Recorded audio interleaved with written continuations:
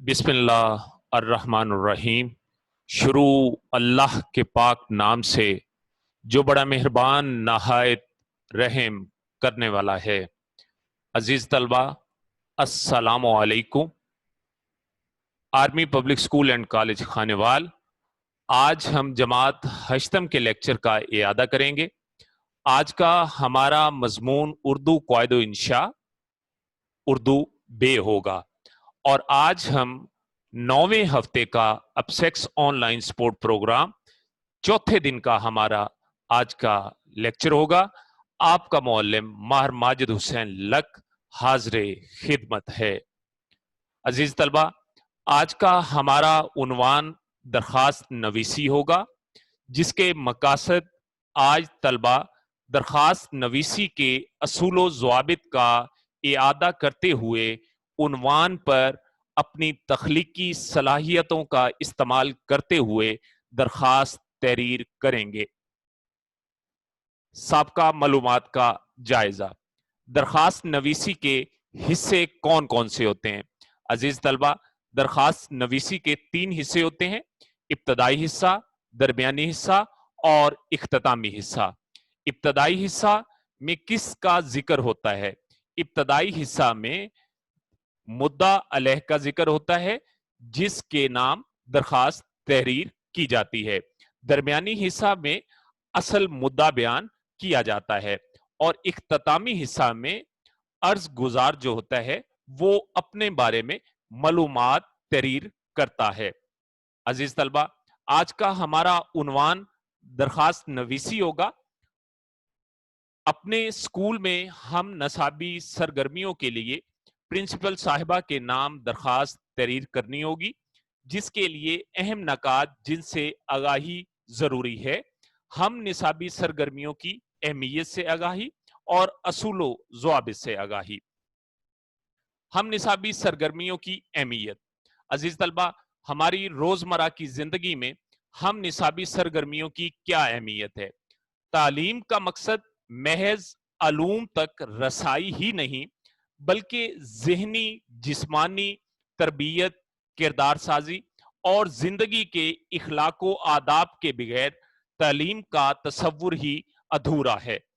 तालीम सिर्फ दरसी किताबों तक ही महदूद नहीं, बल्कि ऐसी तहरीरें, सरगर्मियां जो तालीमी मकासद को उनमें मददगार साबित हों, तालीम का हिस्सा ही तसव्वुर की जाती हैं। क्योंकि इसका मकसद बच्चों की तरबियत है, लिहाजा इस सिलसिले में हम निसाबी सरगर्मियों का किरदार बहुत अहम समझा जाता है। हम निसाबी सरगर्मियां तलबा की रहनुमाई की सिफात, इज्तमाही मफादात, बुलंद किरदार और मजबूत इखलाक जैसी सिफात पैदा करती हैं। अजीज तलबा, जैसा कि आपने इस बात से आगाही हासिल की कि हम निसाबी सरगर्मियां तलबा की रहनुमाई की सिफात, इज्तमाही मफादात और बुलंद किरदार, आला किरदार और मजबूत इखलाक जैसी सिफात में बहुत मददगार साबित होती हैं। आज का हमारा उन्वान, क्योंकि हमने आज प्रिंसिपल साहिबा के नाम दरखास्त तहरीर करनी है, जिसमें हमने उनको अपने इदारे में हम निसाबी सरगर्मियों में उनका बाकायदा आगाज करने के लिए दरखास्त करनी है। अजीज तलबा, हम निसाबी सरगर्मियां हमारे तलबा को किन चीजों से आगाही होना जरूरी है जो एक तालीम का हिस्सा है? हुब्बुल वतनी, हमारे जितने भी स्कूल में प्रोग्राम जो हैं वतन की मोहब्बत के बारे में ज्यादा से ज्यादा जो है मुंतखब होने चाहिए, जिसमें तलबा को वतन की मोहब्बत के बारे में दर्स दिया जाए। इसी तरह हमारे अदब और सकाफत से जुड़े हुए तमाम जो भी दिन हैं उनको हमें अपने स्कूल में मनाना चाहिए। अदब और सकाफत से आगाही तलबा के लिए एक जरूरी और अहम जुज है। इसी तरह स्कूल में होने वाले तमाम जो भी तकरीब होती है उसमें अदबी लिहाज से, सकाफती लिहाज से या तफरीही लिहाज से उन तमाम सरगर्मियों में तलबा को बढ़ चढ़कर हिस्सा लेना चाहिए। अजीज तलबा, सेहत और जिस्मानी तरबियत की आगाही के प्रोग्राम जो है वो स्कूल में मुंतखब होने चाहिए। अदबी प्रोग्राम्स میں باقاعدہ طور پر طلبہ کو بڑھ چڑھ کر حصہ لینا چاہیے اور اسکول انتظامیہ کو اپنے ادارے میں ادبی پروگرام کو منتخب کروانا چاہیے۔ عزیز طلبہ، طلبہ کی صحت کے لیے اسکول میں کھیلوں کے مقابلے ہم نصابی سرگرمیوں کا حصہ ہوتے ہیں۔ اسی طرح طلبہ کی ذخیرہ معلومات کے لیے، طلبہ کے علم میں اضافے کے لیے تعلیمی دورے ہونے چاہیے، جہاں طلبہ گھومنے پھرنے جائیں اور وہ اپنی ذہنی تسکین بھی حاصل کریں اور زیادہ سے زیادہ طلبہ جو ہے اپنی معلومات بھی حاصل کریں۔ ذخیرہ معلومات طلبہ کی زندگی میں اضافہ ہوگا۔ عزیز طلبہ، آج ہم درخواست نویسی کے اصول و ضوابط کا اعادہ کریں گے۔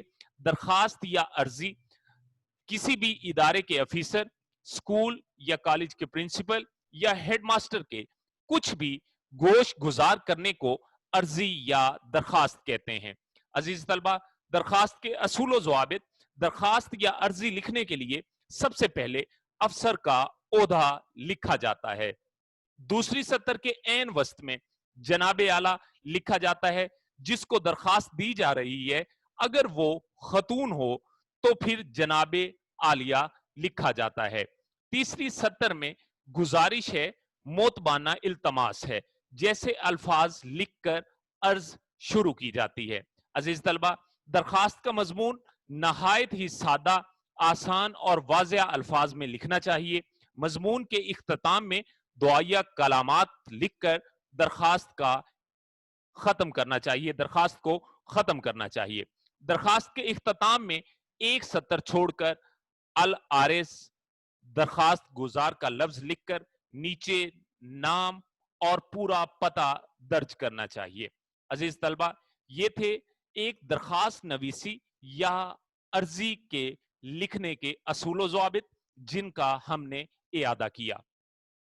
درخواست کے 3 حصے ہوتے ہیں جیسا کہ ظاہر کیے گئے ہیں: ابتدائی حصہ، درمیانی حصہ اور اختتامی حصہ۔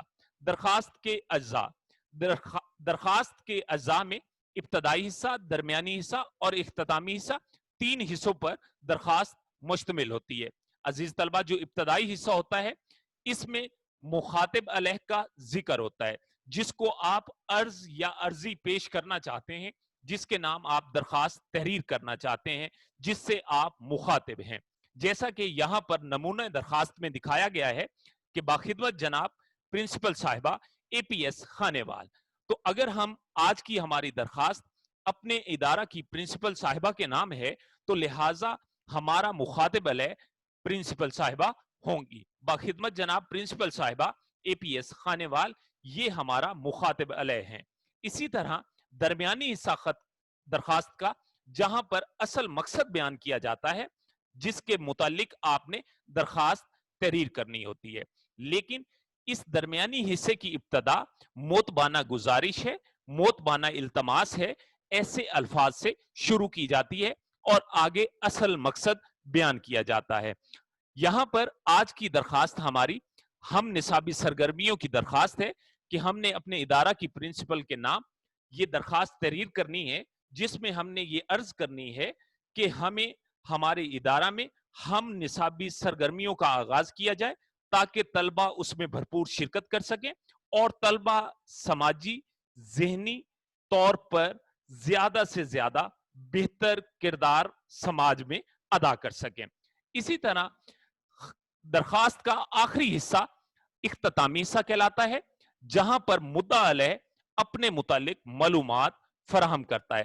جیسا کہ عزیز طلبہ دکھایا گیا ہے کہ عین نوازش ہوگی العارض کے بعد یہاں پر درخواست کے تیسرے حصے میں آپ اپنا نام لکھتے ہیں، مطلب، جماعت ہشتم اور نیچے اپنا علی بے جیم نام کی جگہ لکھا جاتا ہے۔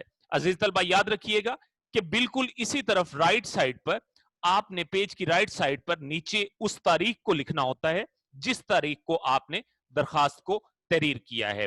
عزیز طلبہ امید کرتا ہوں کہ درخواست نویسی کے اصول و ضوابط کے اعادہ کے بعد آپ نے درخواست کے تینوں حصوں پر مشتمل ہوتی ہے اس کے تمام حصوں کا مطالعہ کیا، ان کا اعادہ کیا اور تمام ابتدائی، درمیانی حصہ اور اختتامی حصہ پر آپ کے سامنے میں نے اظہار خیال کیا. امید کرتا ہوں کہ آپ اس سے اچھی طرح آگاہی حاصل کر چکے ہوں گے. آج کے کام کا جائزہ، ہم نصابی سرگرمیاں کون کون سی ہیں.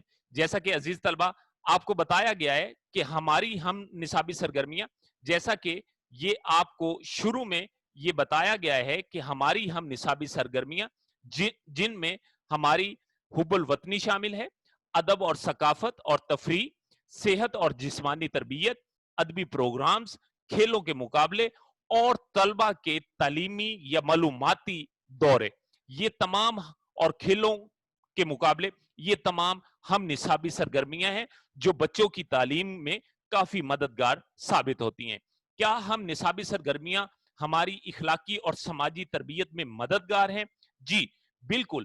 ہماری ہم نصابی سرگرمیاں نہ صرف ہماری اخلاقی تربیت کرتی ہیں بلکہ ہماری ثقافتی، ہماری سماجی تربیت اور ہمارے رسم و رواج جو سماجی ہوتے ہیں ان کو بھی پروان چڑھاتی ہیں، اور یہ ہمارے لیے تعلیمی سرگرمیوں کا حصہ ہوتی ہیں، اور تعلیمی سرگرمیوں کے ساتھ یہ مل کر ہماری شخصیت کو پروان چڑھاتی ہیں.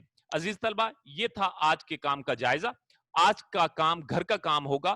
طلبہ عنوان پر درخواست تحریر کریں گے، اور آج کا ہمارا عنوان جو ہوگا وہ تمام طلبہ اپنے پرنسپل کے نام، ہم نصابی سرگرمیاں ادارے میں ان کا آغاز کرنے کے لیے درخواست تحریر کریں گے، جس میں وہ پرنسپل صاحبہ کو عرض کریں گے کہ ہمارے ادارے میں ہم سرگرمیوں یا ہم نصابی سرگرمیوں کا آغاز کیا جائے، ہم نصابی سرگرمیوں کا آغاز کیا جائے تاکہ ہماری ذہنی جسمانی پروان ہم چڑھ سکیں اور ہمارا جو ہے وہ زیادہ سے زیادہ تعلیمی فائدہ بھی ہو اور ہماری صحت بھی تندرست رہے. انہی الفاظ کے ساتھ عزیز طلبہ اجازت چاہتا ہوں. آپ کا معلم ماہر ماجد حسین ہمیشہ خوش رہیں اور ماں باپ کی خدمت کرتے رہیں. شکریہ.